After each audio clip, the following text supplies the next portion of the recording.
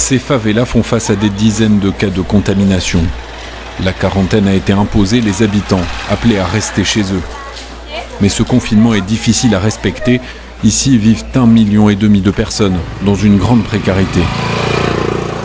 Comment voulez-vous que les gens restent chez eux sans travailler et sans gagner d'argent? En plus, dans les supermarchés, on ne peut plus rien acheter. Habitués à se serrer les coudes, les habitants de cette association de quartier sont mobilisés. Voilà, on a du riz, des haricots, juste un paquet de chaque. On ne peut pas faire plus pour le moment. Kelly a organisé cette collecte de produits de première nécessité et d'hygiène.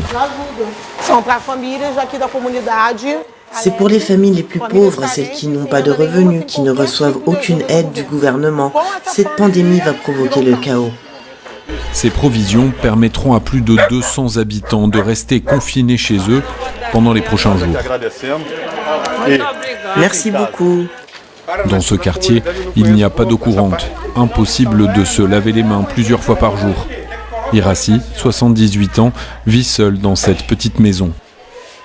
Je n'ai de l'eau que le soir. Je remplis un bidon pour en garder pour en avoir le matin. On ne peut pas aller vivre ailleurs, donc on va souffrir ici. En plus, j'ai du diabète et de l'hypertension. Malgré les risques, le président Jair Bolsonaro a appelé les Brésiliens à reprendre une vie normale. Par crainte des conséquences économiques, il refuse le confinement. Dans les favelas de Rio, la colère gronde. Son raisonnement, c'est que tous les pauvres doivent aller au front, continuer à travailler et mourir, c'est tout. Ceux qui vont tout y perdre ici, c'est nous. On va perdre nos familles.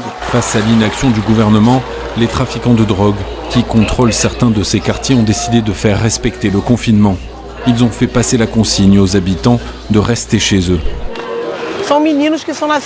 Ces jeunes sont nés ici, ils ont toute leur famille, leur grand-mère qui vivent ici.